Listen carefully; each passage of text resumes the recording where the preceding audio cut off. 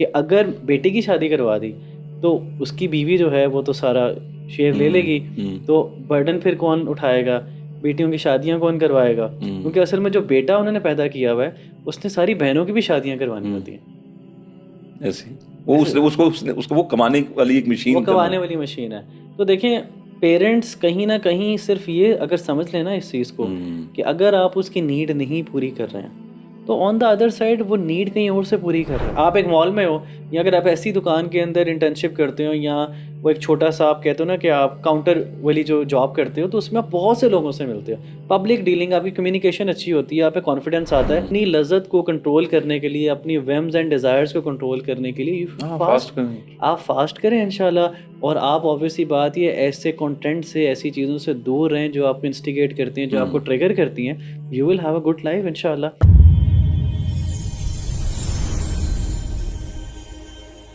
अस्सलाम वालेकुम रहमतुल्लाहि व बरकातुहू। Welcome to a brand new episode of हबलुल्लाह। मैं हूं आपका होस्ट नीरज खान और आप सबके लिए गुड न्यूज़ है। वो ये है कि आज हम उन इश्यूज पर मबनी गुफ्तगू करने की एक सीरीज स्टार्ट करना चाह रहे हैं जिसके ऊपर लोग नॉर्मली बात करते भी नहीं हैं और करना चाहते भी नहीं हैं। जो मुआशरा है उसमें तवाज़ुन बरकरार रखने के लिए हमें दोनों तरफ की बात करनी चाहिए। तो स्पेशली हमारी जो सीरीज है वो इंशाल्लाह अब स्टार्ट होगी जिसमें हम मर्दों के जो उन मसाइल के ऊपर गुफ्तगू करेंगे जिसके ऊपर मर्द भी बात नहीं करते, तो औरतें कहाँ पे करेंगी। तो इसके लिए हमने खुसूसी दावत दी है हमारे बहुत ही प्यारे भाई जो हैं रबीउल्लाह भाई। लास्ट टाइम भी इनके साथ हमारा एक बहुत ही खूबसूरत पॉडकास्ट हुआ था जिसमें हमने जो मसाइल के ऊपर बात की थी, उन मसाइल के ऊपर जो बहुत ज़रूरी हैं। तो हम इनको वेलकम कहते हैं। अस्सलाम वालेकुम व रहमतुल्लाहि व बरकातुहू। अल्लाह का शुक्र, आप सुनाए ठीक हैं? आप आपका बहुत बहुत शुक्रिया, आज आपने वक्त दिया और फिर बड़ी आपका एक शुक्रिया, दोबारा आपने बुलाया। जज़ाकुमुल्लाह खैर। और हम जैसे अभी मैंने जिक्र किया कि ये जो न्यू एक सीरीज़ हम स्टार्ट करने जा रहे हैं आपके साथ, उसका मकसद यही है कि हम नौजवान मर्दों के उन इश्यूज़ के ऊपर बात करें जो कि नॉर्मली लोग नहीं करते। उनके कई फैक्टर्स होते हैं।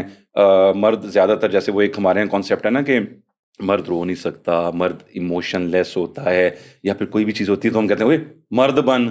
तो ये जो कॉन्सेप्ट है ना, सही है। तो इसके ऊपर मैं ये चाहूँगा कि आज जो हम सीरीज़ की जो फर्स्ट एपिसोड है वो हमारा हो कि जो हमारे जो नौजवान हैं, जो नौजवान अपनी शादी क्यों डिले करते हैं, यानी क्या इसके पीछे क्या हो सकता है कि क्या वो खुद शादी नहीं करना चाहते टाइमली, या जो कॉन्सेप्ट मुआशरे में फैला हुआ है शादी के नाम पे, एक आप कह लीजिए कि एक बोझ जो हमने खुद से क्रिएट किया हुआ है, या उस बोझ से डर जाते हैं वो।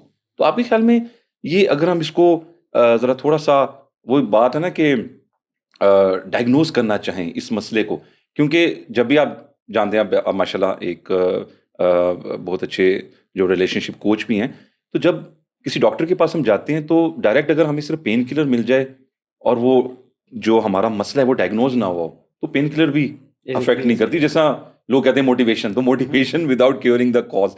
तो इसके ऊपर ज़रा हमें थोड़ा सा गाइड कीजिए हमारे नौजवानों को कि ये इशू क्यों इतना इंपॉर्टेंट है। रिजवी, पहले तो शुक्रिया आप लोगों का, और मैं बड़ा अप्रिशिएट करता हूँ कि आपने इस सीरीज़ का आगाज़ किया है। और ऑब्वियसली मैं समझता हूँ कि जो मर्द हैं उनके हवाले से बात करना बहुत ज़रूरी है, जी। क्योंकि कहीं ना कहीं ये चीज़ दबती जा रही है कि मर्द जो हैं वो एक ही काम कर रहे हैं, वो सिर्फ पैसे कमा रहे हैं हाँ। और वो दिन भर का काम कर रहे हैं और उनके बारे में कोई बात नहीं कर रहा। तो अल्हम्दुलिल्लाह, I really appreciate this initiative. Secondly, जो आपका क्वेश्चन है बहुत वैलिड है। मुझे लगता है कि जो नौजवान है वो हमारा ये मौक़िफ़ जो आपने कहा कि वो शादी नहीं करना चाहता या वो शादी को डिले क्यों कर डिले रहा क्यों है, करता है वो? असल में मेरे ख़्याल से वो कहीं न कहीं शादी तो करना चाहता है but is quite overwhelmed. Why he is overwhelmed? The reason is this कि वो जो एक्सपेक्टेशंस है ना सोसाइटी की, वो उनको बियर नहीं कर सकता, उनको मीट नहीं कर सकता, और वो डरता है कि अगर मैंने शादी कर ली तो मैं इनकी जो मेरे जो आस-पास के लोग हैं, इनकी जितनी भी एक्सपेक्टेशंस हैं मैं इनको पूरा नहीं कर पाऊँगा। I think this is the reality. That is why वो उसका एक डिले टैक्टिक्स है। अदरवाइज़ अगर ये एक्सपेक्टेशंस, ये जो सोसाइटी की चीज़ें हैं, ये जो सोसाइटी के बर्डन्स हैं, वो अगर कम कर दिए जाएँ तो that would be very easy for him कि वो शादी की तरफ आ सकता है, क्योंकि उसके सामने ना कुछ चीज़ें रखी गई हैं। जी।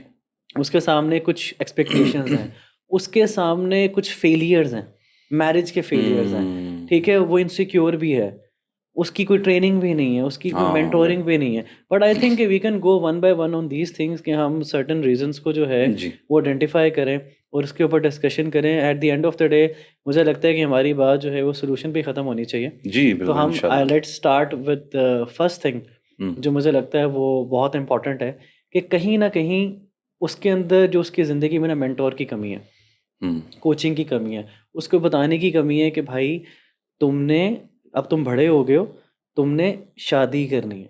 यानी उसको उस गाइडेंस नहीं मिल रही गाइडेंस, आपकी। लेकिन उसको ये भी नहीं बताया जा रहा है कि तुम्हारी अब शादी की उम्र हो गई है। हम्म जुमला क्या मिलता है, तुम्हारी कमाने की उम्र हो गई है। हाँ इस जुमले में बहुत फ़र्क है। देखें, पैसा कमाना एक अलग चीज़ है, शादी जो है, हम असल में किसी बच्चे को ये कहने लग जाए तुम्हारी शादी करवानी है हमने, तो तुम जो हो ना इस चीज़ों पे आ जाओ।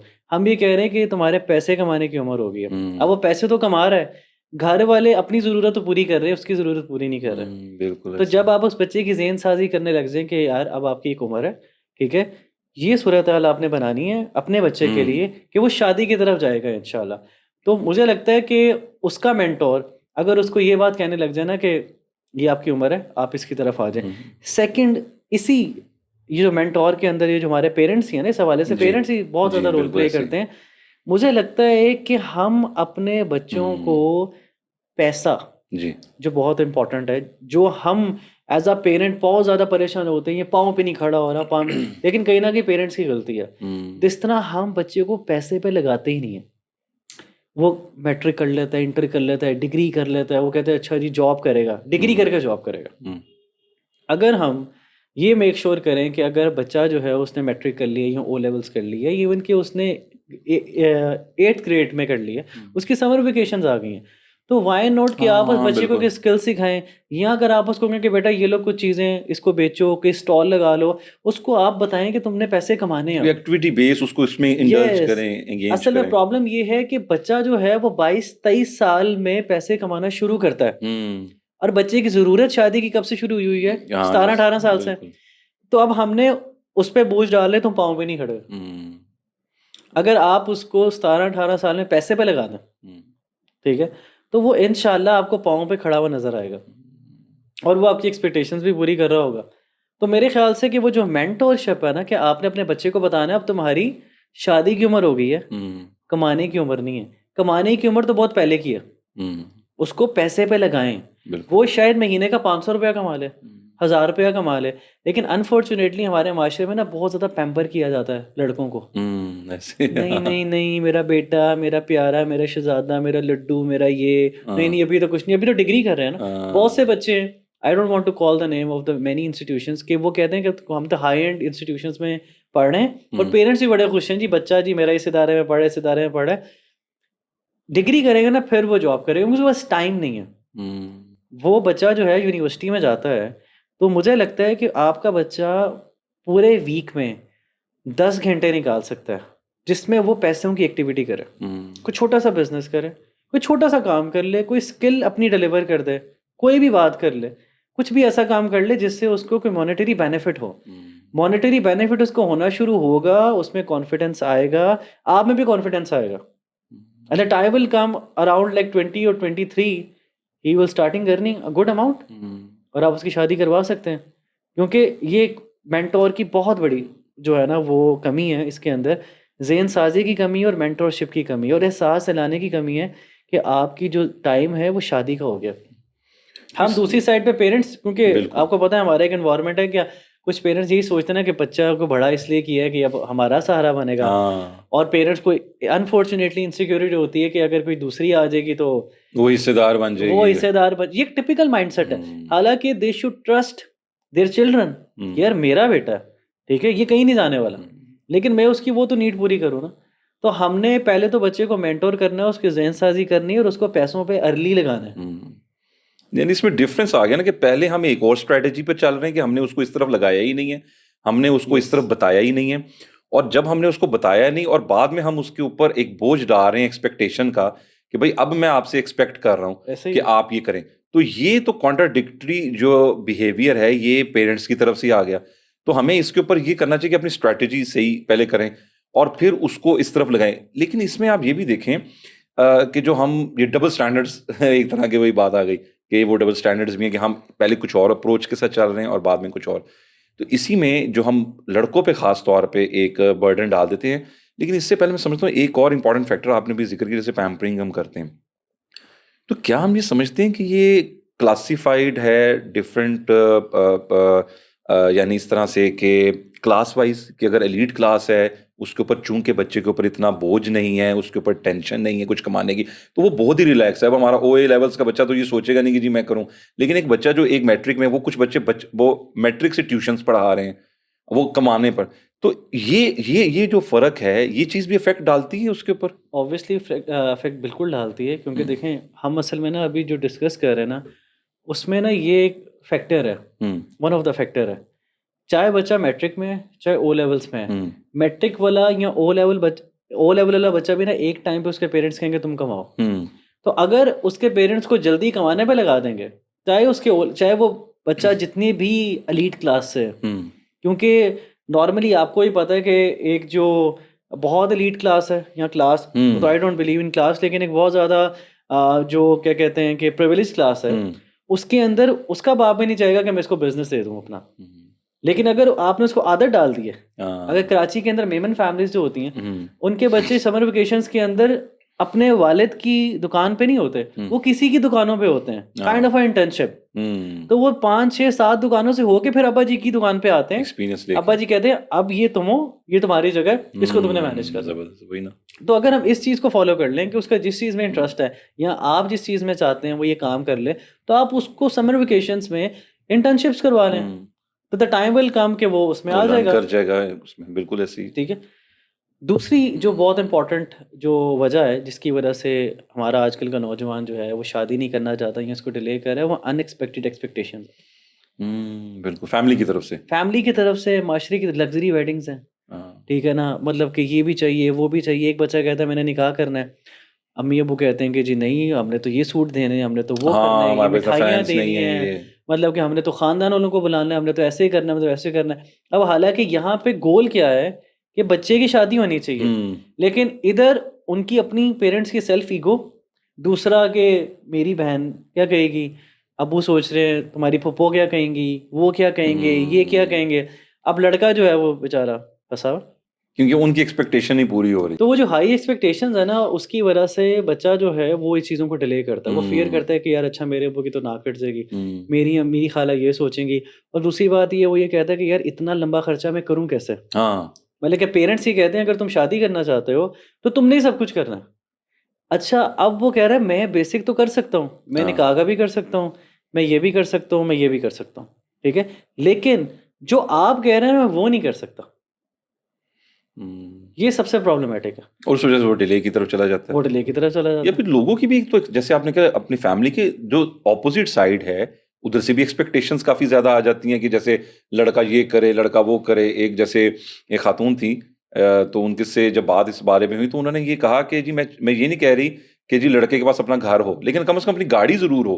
अब आज के दौर में आपने अगर अपनी गाड़ी लेनी है तो उसके लिए आपके पास एक हेफ्टी अमाउंट होनी चाहिए। अच्छा, इसमें रबिला भाई एक और जो पॉइंट मैं ये समझता हूँ कि अभी जिस हम कह रहे हैं प्रेशर डालते हैं, एक्सपेक्टेशंस हैं, तो फैमिली की एक और बड़ा फैक्टर कभी कभार हम नौजवानों से बात करते हैं, आपकी भी डेफिनेटली होती हैं, ये जो अगर वो बेटा है, तो चाहे वो बड़ा बेटा है या छोटा बेटा है, भाई जब तक बहनों की शादियां नहीं होंगी तेरा ब्याह नहीं होना। वो बहनें घर बैठी हैं, तुझे शर्म नहीं आती? तू शादी का सोच भी कैसे सकता है? जवान पहना घर बैठी हैं ने। तो अब ये जो कॉन्सेप्ट है, ये उसके ऊपर कितना प्रेशर डालता है उस लड़के पे? असल में देखें, अगेन ये प्रेशर पेरेंट्स की तरफ से आता है। हम्म अगर आपके वालिद की ये देखें, अगेन इसमें इस्लामिक टीचिंग कितनी ज़्यादा रोल प्ले करती बिल्कुल। है, कि अगर उनके वालिद साहब को ये चीज़ पता है कि ये तो अल्लाह की तरफ से है, ये अल्लाह की कुदरत है, यहाँ पे इनका रिश्ता पहले आ रहा है, अगर वहाँ पे चीज़ें आ रही हैं हम्म तो आप अपने बेटे की करवा सकते हैं। ऑन द हाँ, अदर साइड आपकी बेटी का रिश्ता आ रहा है तो आप पहले बेटी को पहले उसका करवाएं। कर लें, लेकिन बिल्कुल। असल में प्रॉब्लम ये होती है कि अगेन वही वाली आप वाला पॉइंट, कि अगर बेटी की शादी करवा दी तो उसकी बीवी जो है वो तो सारा शेयर ले लेगी, हम्म तो बर्डन फिर कौन उठाएगा, बेटियों की शादियां कौन करवाएगा। हम्म क्योंकि असल में जो बेटा उन्होंने पैदा किया हुआ है उसने सारी बहनों की भी शादियां करवानी हम्म होती हैं। ऐसे ही। वो दिस उसने उसको वो कमाने वाली एक वो मशीन करना। कमाने वाली मशीन है। तो देखें, पेरेंट्स कहीं ना कहीं सिर्फ ये अगर समझ लेना इस चीज़ को, हम्म कि अगर आप उसकी नीड नहीं पूरी कर रहे हैं तो ऑन द अदर साइड वो नीड कहीं और से पूरी कर रहा है। आप अपनी बेटियों की तो शादियां करवा रहे हैं, आप चाह रहे हैं यार तुमने पहले सारी जिम्मेदारियां निभानी है, फिर तुमने ये कुछ और काम करना है। ऑन द अदर साइड अगर वो ये एंगल देख लें कि उनका बच्चा उनकी वजह से किस गुनाहों में पड़ रहा है, बहुत बड़ी बात। कितने गुनाहों में पड़ रहा है, तो वो कभी भी ये काम, वो तो कहेंगे कि यार बेटा जल्दी जल्दी कहाँ शादी करनी है मुझे बताओ। लेकिन क्योंकि वाले साहब कहते हैं बेटा अभी तो तुम्हारी जॉब शुरू है, तुम कमाना शुरू हुए हो, तो हम पे तो लगाओ ना, क्योंकि वो समझ रहे हैं कि ये तो जब इसकी शादी को हम पे तो लगाएगा ही नहीं। हालांकि this is a negative thinking. अगर आप अल्लाह सुब्हानहू व तआला से अच्छा जान रख रहे हैं और लोगों से भी अच्छा जान रखें, what ever you think it happen, positive thinking के ऊपर बड़ी बड़ी किताबें लिखी गई हैं। तो आप अपने बच्चे के बारे में पॉजिटिव सोचें, आप आने वाली बहू के बारे में पॉजिटिव सोचें कि कभी ऐसा नहीं होगा, तो कभी ऐसा नहीं होगा। तो ये पॉइंट आपका बहुत वैलिड है कि पेरेंट्स की तरफ से वो जो एक ख्याल है ना कि यार मेरा बच्चा गलत जगह पे ना चला जाए, उसकी एनर्जी सही जगह पे चैनलाइज होनी, क्योंकि एनर्जी तो आ गई है, ऐसे वो जब बलूगत को पहुंच गया तो एनर्जी तो आ गई है। बिल्कुल। अब वो एनर्जी कहाँ चैनलाइज होगी, कहाँ यूटिलाइज होगी, ये पेरेंट्स ने डिसाइड करना है। अब ये पेरेंट्स की चॉइस है, क्योंकि जब बच्चा अपनी चॉइस आगे पेश करता है तो पेरेंट्स कहते हैं हाँ कर लो, तुम नहीं करना है, वो करना चाहता है। फिर वो अनएक्सपेक्टेड एक्सपेक्टेशंस जो हैं, he is not able to fulfil those expectations, तो वो कहता है अच्छा यार डिले, अच्छा यार खामोशी। अब वो जो खामोशी है, वो जो डिले है इन बिटवीन 90%, वो यही है कि उस डिले के अंदर that person is doing something that is un Islamic, that is unethical, क्योंकि उसने अपनी नीड पूरी करनी है। कोई कुछ देख के पूरी करेगा, कुछ फिजिकल कुछ पूरी करेगा, कोई ड्रग्स में पूरी करेगा, कुछ रातों को लेट आएगा, क्योंकि देखें आप उसकी नीड को पूरा नहीं कर रहे। कहीं ना कहीं ये बिल्कुल चीज़ें ऐसे। होंगी और डेफिनेटली अगर वो एक नॉर्मल ह्यूमन बीइंग है, डेफिनेटली वो है, एक मर्द है, ऐसे ही है। तो आप ये एक्सपेक्ट कर रहे हैं कि उसकी कोई इमोशंस ना हो, उसकी कोई फीलिंग्स ना हो और वो डिले कर सकता है। तो इसमें तो फिर वो जो जैसे अभी आप फरमा रहे हैं कि वो कोई ऐसी एक्टिविटी कर लेता है इस्लामिक, तो उसका गुनाह तो फिर वालिदैन के ऊपर भी है। एक तो ये फैक्टर है कि वो इस चीज़ को अवेयरनेस नहीं हासिल कर पा रहे कि वो हमारा बेटा कुछ ऐसा कर सकता है। एक्स्ट्रा पॉजिटिव, वो जैसे कहते हैं पॉजिटिव, इतने पॉजिटिव हो गए कि वो भी टॉक्सिसिटी बन गए। एक ऐसा है कि कुछ पेरेंट्स ऐसे केसेस में होते हैं, जानते हैं कि बच्चा हमारा ऐसा कुछ कर रहा है, but just because of earning of that benefit from him वो उसको जाने दे रहे हैं। तो अब उस सिचुएशन में फिर वो लड़का क्या करे, यानी क्या वो घर छोड़ के निकल जाए फिर, अगर वो शादी करना चाहता है तो? अच्छा देखें, वो घर छोड़ के तो ना निकले, ऑब्वियसली हम ऐसे कभी भी ऐसा मशवरा हम किसी को नहीं दे सकते, लेकिन एट लीस्ट वो ये ज़रूर कहे कि मुझे इस टाइम तक पैसे, मुझे इस टाइम पे शादी करनी है। मिसाल के तौर पे अपने पेरेंट्स को पॉजिटिव रीइंफोर्समेंट की तरफ लेके आ सकता है कि देखें 6 मंथ्स है, ठीक है ना, आप 6 मंथ्स में करवा दें, अदरवाइज़ ये है कि शायद मैं ये कंट्रीब्यूशन ना कर सकूं क्योंकि मुझे शादी करनी है, ठीक है। मुझे लगता है कि पॉजिटिव रीइंफोर्समेंट में ना पेरेंट्स के साथ डिस्कशन बड़ी ज़रूरी है, बहुत जरूरी, बिल्कुल। क्योंकि मुझे कभी कभी लगता है कि आजकल के नौजवानों में ये भी एक प्रॉब्लम है कि जब उनकी बात नहीं मानी जाती ना तो वो हाइपर एक्टिव हो जाते हैं, फिर वो आगे से बदतमीजी। बिहेव ऐसा तो वेरी। अगर आपका इखलाक अच्छा है ना, हाँ, इखलाक याद रहता है, आप आराम से अदब से प्यार से डिस्कशन पे लेके आएं। अच्छा कभी कभी होता ही है कि नौजवान कहते हैं यार अबू नहीं मान रहे, अब अम्मी नहीं मान रही, तो हमने उन लोगों से भी कभी कभी बात करनी होती है जिनकी अम्मी मानती हैं या जिनकी बात अबू मानते हैं। ये उनके बड़े भाई हो सकते हैं, वो आपको कोई बड़ा कज़न हो सकता है जो बड़े पैसे कमाता है, हाँ, जो उनके लिए बड़ा इंस्पिरेशनल है, ठीक है, मॉडरेटर का किरदार अदा करे बीच उसको में आके। असल में ये इस तरह कहीं ना कहीं बात हाँ, बन सकती है, क्योंकि फैमिली में कोई ना कोई एक बंदा ऐसा होता है जो रिलीजियसली इंक्लाइंड होता है, वो कहीं ना कहीं वो तस्वीर का दूसरा रुख उनके सामने रखता है बयान कर सकते हैं, कि बिल्कुल ये ऐसे। चीज हो सकती है, but we should not give up on these things, ठीक है। ऑब्वियसली बात ही, अभी तो हम वो फैक्टर्स को डिस्कस कर रहे हैं, at the end of the day हम सोल्यूशन की तरफ भी जी। आएंगे।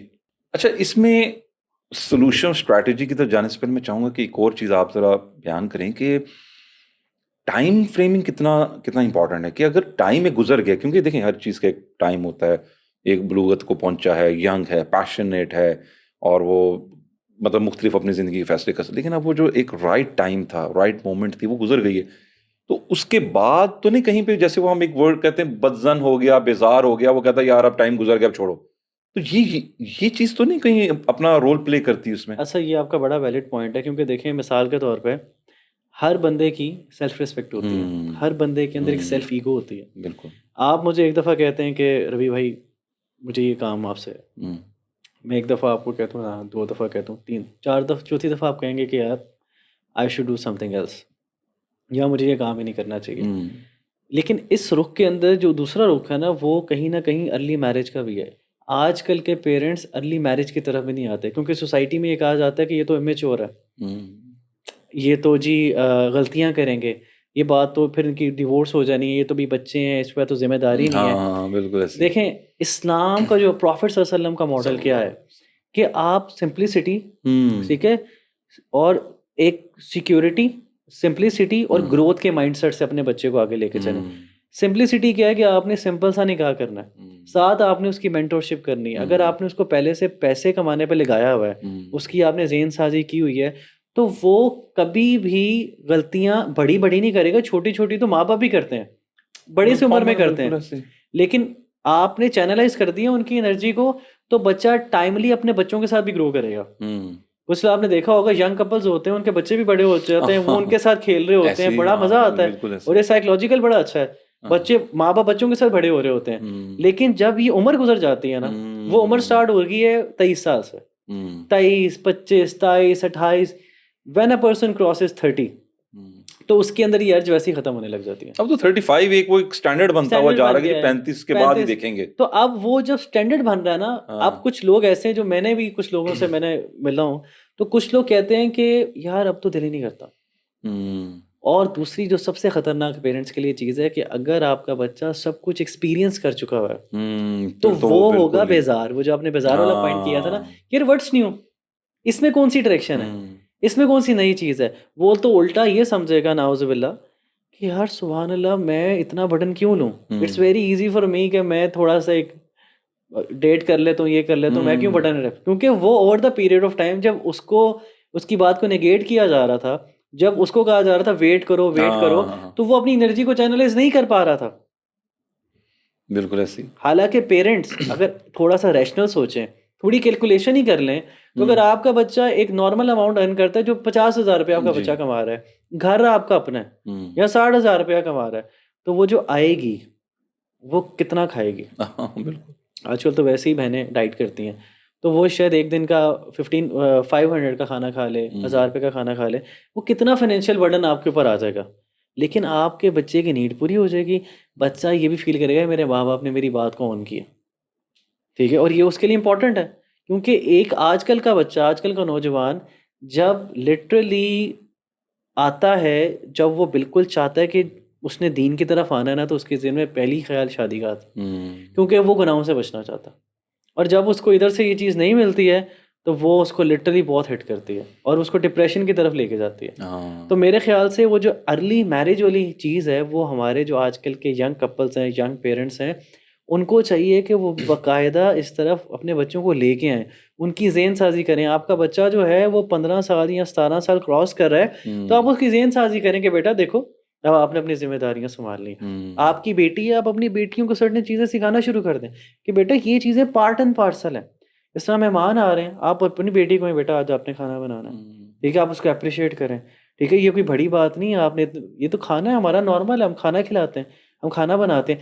बेटा है, बेटा माशाल्लाह आपने मंथली बेसिस पे ये चीज़ कंट्रीब्यूट करनी है, ठीक है? उस पे ज़िम्मेदारी डालें, उसको घर के कोई काम दे दें, हम्म, या वही वाली बात है कि जो उसका इंटरेस्ट है उसको कहीं इंटर्नशिप करवा दें, ऐसे ही ताकि बच्चे को वो आदत डल आदत जाए। डल जाए। अब early marriage is the factor, जब अर्ली नहीं करते हैं ना, तो वही आप वाली बात है कि वो कहीं न कहीं डिले होती रहती है, हम्म, होती रहती है, होती रहती है।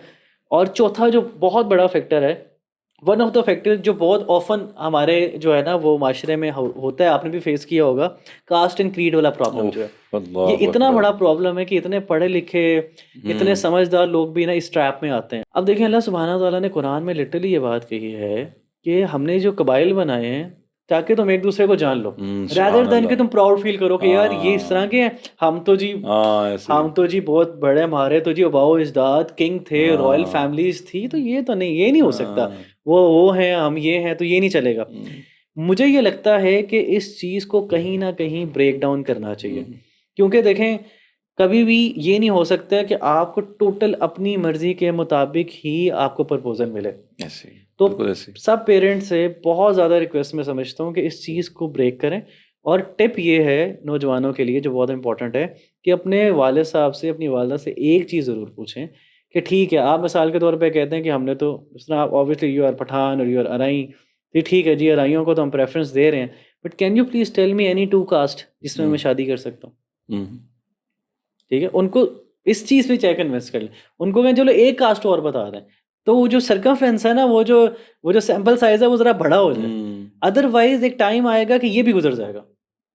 उसमें देखें ना, वो कास्ट सिस्टम में अगर हम पढ़ गए तो हम अपने बच्चे को ये नहीं कह रहे कि बेटा आप मुसलमान हो, हम मुख्तलिफ कास्ट है, वो नाम क्या बना, वैसे मैं बात करूँ कुछ यार मैं हूँ जट बट मलक राना जो भी चौधरी और फला वैसे ही नाम जी ज़हन में है, जी लाजमी नहीं कि ये, लेकिन अब हमने अपने आप को ना टैग कर लिया टैग ना। कर लिया। आप देखें बाइक्स के पीछे लिखा होता है, गाड़ी के पीछे लिखा होता है, बड़े स्टिकर है, तो वो घरों के बाहर लिखा हुआ है फलां हाउस फलां कार गुजर ये वो, हाउस, हाँ खान हाउस। ऐसी। और फिर आप जब ये चाहेंगे कि जी अब वो हैं, यानी तो हमने वही उसी बैकग्राउंड से लेकर आना है। अब ये जो चीज़ है ना, इसकी वजह से जो एक अच्छा काम करने जा रहा था नौजवान, उसके दिल में तो आगे अच्छा, पर फिर आप क्या उसके दिल में नेगेटिविटी डाल रहे हैं कि क्लास सिस्टम आ गया, दूसरे को कमतर। फिर आपने अक्सर ये वर्ड सुना होगा जो कमी, हम ये कहते हैं यार ये कमी का मतलब यार ये कमतर है हमसे, हम इनमें क्या करेंगे। तो अगर हम इसकी स्ट्रैटेजी सोल्यूशन की तरफ जाएं, तो एक नौजवान आपके ख्याल में 17-18 साल का वो, यानी पढ़ लिख के जा रहा है और ये चीज़ें कर रहा है, तो वो क्या मेन चीज़ को पहले फोकस करे कि मैंने, जैसे आपने कहा, अर्निंग पहले करे, अपने आप को इस काबिल करे, और फिर पेरेंट्स को कन्विंस करे, और उसको क्या चीज़ें करनी चाहिए? अच्छा देखें, मैं एक चीज़ समझता हूँ कि आपको ना पर्सपेक्टिव देखना चाहिए बड़ों का, कि आपके वाले साहब के नज़दीक कमाने वाला बंदा कैसा होता है, या पाँव पे खड़ा होना उनके उनसे क्या मुराद है, because every person has a different different, definition. बिल्कुल ऐसे। ठीक है ना, वो पर्सपेक्टिव ही डिफरेंट है। मतलब कि वो कहेंगे पाँव पे नहीं खड़े हुए, तो आप कहेंगे मैं खड़ा तो हो गया हूँ। ठीक है, हाँ, लेकिन उनकी डेफिनेशन और होगी उनकी डेफिनेशन तो अलग है। कि इतना कमाऊं। अच्छा, मुझे ये लगता है कि कभी कभी ये, मतलब कि मैं बिल्कुल वो उन भाइयों से बात कर रहा हूँ जो शादी करना चाहते हैं। देखें, कभी कभी ना हम लोग इमोशनली स्टेबल नहीं होते, हम्म, हम जिम्मेदार नहीं होते, हमारा अपना ही बेड सेट नहीं होता, हमारे अपने कपड़े यहाँ पे पड़े होते हैं। हम, मतलब कि अम्मी कह रही हैं दही लेने जाओ, हम दोस्तों के साथ चले जाते हैं। हम कह रहे हैं कि, अब वो कह रहे हैं कि इस टाइम पे वापस आ जाना, हम टाइम कमिटमेंट पूरी नहीं करते। हम घर का एक सुई गैस का बिल नहीं पे कर सकते, हम बिजली का बिल नहीं पे कर सकते, हम छोटी सी कंट्रीब्यूशन नहीं घर पे कर सकते, बट हमने रोला ये डाला हुआ है कि हमने शादी करनी है। लैक ऑफ डिसिप्लिन है हाँ, लाइफ तो में। मुझे लगता है कि you have to be discipline first, कि आपने टाइमली उठना है। आपके पेरेंट्स को पता है कि मेरा बच्चा इस टाइम पे आता है, इस टाइम पे जाता है, यहाँ इसके दोस्त हैं, ये सारे मामलात हैं, तो वो डिसिप्लिन्ड है। दूसरी चीज़, कोई ऐसी मेजर रिस्पॉन्सिबिलिटी या single responsibility you should take on your shoulder, मिसाल के तौर पे इलेक्ट्रिसिटी बिल, सही है। कि जी ये मेरे खुद से इनिशिएट लेके मैं खुद करूँ। ठीक है, ये बाहर के 1-2 काम है ना, वो मैंने करना है। ठीक है, इवन मैं समझता हूँ कि जो बच्चे अर्न भी नहीं कर रहे हैं ना, वो घर में जिम्मेदारी का तो शुगर नहीं नहीं, अबू आपकी, अब आप बैठें, आप, मैं ले आता हूँ। मतलब कि मुझे अनफॉर्चुनेटली मुझे इतना ये हैरत होती है कि बच्चे जो हैं वो 30-30 40-40 साल के हैं, लेकिन वाले साहब ग्रोसरी करने जा रहे हैं, वालदा ग्रोसरी करने जा रहे हैं, वाले साहब गोश्त की दुकान पे खड़े हुए हैं। जी जी, हमें तो बच्चों को, जी हमें तो गोश्त नहीं लेना आता, बच्चों को सब्ज़ी नहीं लेनी आती, बच्चों को तो फल का नहीं पता। अब ये भाई, आपकी जब शादी होगी तो वो ग्रोसरी क्या आपके अब्बू ही करेंगे आपके लिए? तो ये डिसिप्लिन प्लस जिम्मेदारी। दूसरी बात जो मैं समझता हूँ बहुत इंपॉर्टेंट है, कि जिम्मेदारी के साथ आपको बेसिक इनकम आपके पास होनी चाहिए। यू हैव टू कैलकुलेट कि यार चलो एटलीस्ट मेरे पास 50,000 होना चाहिए। अगर आपके पास अपना घर है जिसमें कोई एक आधा कमरा है जिसमें आप अपनी बीवी को रख सकते हो, और साथ 10,000 आप अपने घर वालों को भी दो। अगर वो चीज़ नहीं है तो आप एटलीस्ट 70-80 के आपके पास आपकी अर्निंग होनी चाहिए इस दौर के अंदर, फिर आप ज़रूर इस तरफ जाएं। और अगेन मैं अपने उन भाइयों से ये कहूँगा कि ये कोई मुश्किल काम नहीं है। आजकल के दौर में आपने जो पढ़ा है आप उसको पढ़ा सकते हो, आपके पास छोटी सी कोई स्किल है उसको आप बेच सकते हो, you can do so many things. और आप जॉब्स कर सकते हो, मतलब कि आप फ्री टाइम में क्यों बैठ रहे हो, अब छुट्टियाँ होती हैं। मैं समझता हूँ बहुत ज़्यादा अच्छा एक्सपीरियंस मिलता है कि जब आप किसी ऐसी जगह पे जॉब करें जो सेल्स है। सेल मैनिंग की जो जॉब है वो बहुत ज़बरदस्त होती है, because you meet so many people. आप एक मॉल में हो, या अगर आप ऐसी दुकान के अंदर इंटर्नशिप करते हो, या वो एक छोटा सा आप कहते हो ना कि आप काउंटर वाली जो जॉब करते हो, तो उसमें आप बहुत से लोगों से मिलते हो, पब्लिक डीलिंग, आपकी कम्युनिकेशन अच्छी होती है, आप पे कॉन्फिडेंस आता है। तो ये 2-3 चीज़ें आपने पहले करनी है।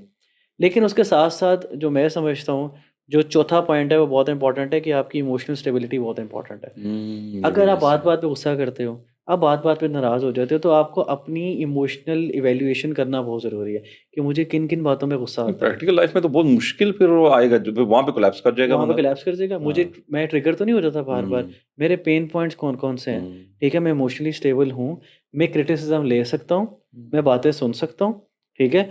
मैं जल्दी तो नहीं डिसीज़न ले लेता, मैं कंपोज़्ड हूँ, मैं रिप्लाई कैसे करता हूँ, हुँ, मेरे वर्ड्स कैसे हैं, मैं अब्यूज़िव तो नहीं हूँ। हुँ, तो आपकी इमोशनल स्टेबिलिटी बहुत ज़्यादा इम्पोर्टेंट है। उसके बाद आपकी हेल्थ, मिसाल के हुँ, तौर पे आप 3 बजे तक जाग रहे हैं, आप हुँ, 4 बजे तक जाग रहे हैं, कभी आप नमाज़ पढ़ते हैं, कभी आप नहीं पढ़ते हैं। Again that's come to the discipline point, hmm, but the point is this कि आपकी डाइट, आपकी फिज़िकल एक्टिविटी, आपकी इमोशनल स्टेबिलिटी, आपकी रिस्पॉन्सिबिलिटी और बिल्कुल। डिसिप्लिन, ये एक पूरा पैकेज है। हुँ, ये अगर पेरेंट्स को नज़र आ रहा है, ये करने के बाद आपने पेरेंट्स से बात करनी है। हुँ, असल में प्रॉब्लम ये है कि हम एक लेक्चर सुनते हैं, कोई इस्लामिक पॉडकास्ट सुनते हैं, हुँ, क्योंकि एल्गोरिथम्स है ना, हम सोच रहे होते हैं ऐसे हमने शादी करनी है। शादी की सुन्नत है, शादी की सुन्नत है, तो वही पॉडकास्ट आ रहे हैं, वही रील्स आ रही हैं, हुँ, सुबह उठ के बस भूख नहीं लग रही है। अम्मी कह रही हैं, "क्यों नहीं लग रही है?" "बस मैंने शादी करनी है।" अब वो कह रहे हैं, "क्या हो गया?" "मेरी आप बात नहीं मान रहे, मुझे शादी करनी है।"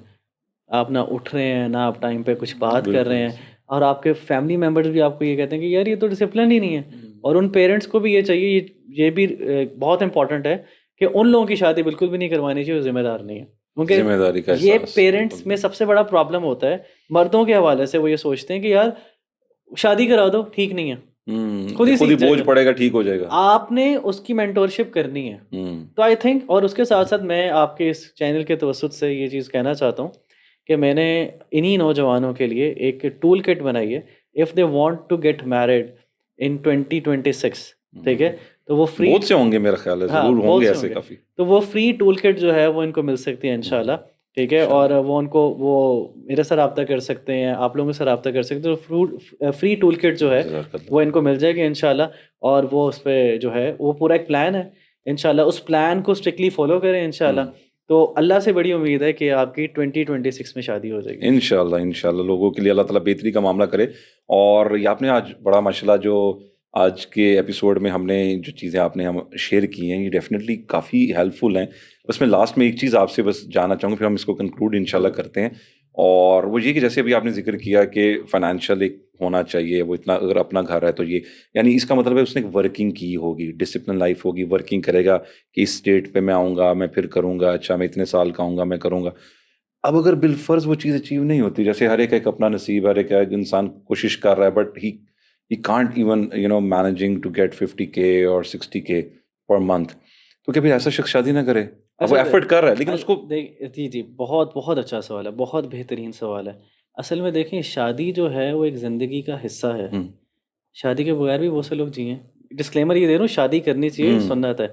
द पॉइंट इज़ दिस, नबी करीम सल्लल्लाहु अलैहि वसल्लम की सल्लल्लाहु हदीस का अलैहि वसल्लम। मफ़हूम है कि अगर तुम शादी की इस्तिताअत रखते हो, निकाह की इस्तिताअत रखते हो, निकाह की तरफ सुभान जाओ। अल्लाह, बिल्कुल, बिल्कुल। अगर आप नहीं कर सकते हो तो यू शुड फास्ट, ठीक है? तो आप फास्टिंग करें। हुँ, इवन कि इफ यू आस्क मी, तो मैं शादी के बाद भी मंडे, थर्सडे का रोज़ा रखता हुँ, हूँ। आज मेरा रोज़ा था, तो मैं रोज़े रख रहा हूँ, ठीक है? तो आजकल के नौजवान जो हैं, हुँ। वो रोज़े रख सकते हैं इंशाल्लाह, कोई ऐसा मसला नहीं है। यानी क्योंकि उसने एक रिस्पॉन्सिबिलिटी उठानी है, तो जी, ही शुड बी जी, get himself ready for that, जी। कि वो अपने आप को रेडी क्योंकि रखे। हमने प्रॉफिटिक मेरिट पे चलना है ना। बिल्कुल अगर ऐसे। हमारे पास गोल देखें, क्या पता वो अभी राइट टाइम नहीं आया, हाँ, आपने एफर्ट की है, हुँ, यू कांट अचीव 50K। देखें, 50K का मतलब ये है कि अगर आप 50K नहीं अचीव कर सकते हो, येट अगेन आप डिसिप्लिन्ड और जिम्मेदार हो, हुँ, यू आर ट्राइंग, ट्राइंग बिल्कुल। यू हैव दैट स्पार्क, तो आपके पेरेंट्स आपको कहीं ना कहीं सपोर्ट भी कर लेंगे हुँ, इंशाल्लाह। ये भी बहुत बिल्कुल, इंपॉर्टेंट फैक्टर है। बिल्कुल। But on the other side नहीं हो रहा है, तो अपनी लज़्ज़त को कंट्रोल करने के लिए, अपनी व्हिम्स एंड डिज़ायर्स को कंट्रोल करने के लिए यू शुड हाँ, फास्ट। फ़ास्ट करें। आप फास्ट करें इंशाल्लाह। और आप ऑब्वियस सी बात, ये ऐसे कंटेंट से, ऐसी चीज़ों से दूर रहें जो आपको इंस्टिगेट करती हैं, जो आपको हुँ, ट्रिगर करती हैं। You will have a good life इंशाल्लाह, and the time will come, you will get married. इंशाल्लाह। जज़ाकल्लाह ख़ैर, बारकल्लाह आपके फीक। इतनी ज़्यादा जेम्स ऑफ विज़डम आपने शेयर किए। इंशाल्लाह नेक्स्ट एपिसोड में हम जो है ज़रूर, वो एक ज़रूर, नए, एक फ़ैसिनेटिंग टॉपिक के साथ आएँगे। ज़रूर और आप इंशाल्लाह। सब भी जब भी आपके ज़हन में कुछ सवाल हो, कोई चीज़ हो, आप हमें कमेंट्स में बता सकते हैं, आप हमें मैसेजेस के थ्रू बता सकते हैं हमारे सोशल मीडिया प्लेटफ़ॉर्म पे। और मैं चाहूँगा कि इसके ऊपर आपका फ़ीडबैक बहुत ज़रूरी है। और किसी के कोई पर्सनल इश्यूज़ हो, वो भी हमारे साथ डिस्कस करें, हम उनको भी शेयर करेंगे इस सेंस में, ताकि दूसरों को हेल्प आउट हो जाए इंशाल्लाह। जज़ाकुमुल्लाह ख़ैर। अस्सलाम वालेकुम व रहमतुल्लाहि व बरकातहू।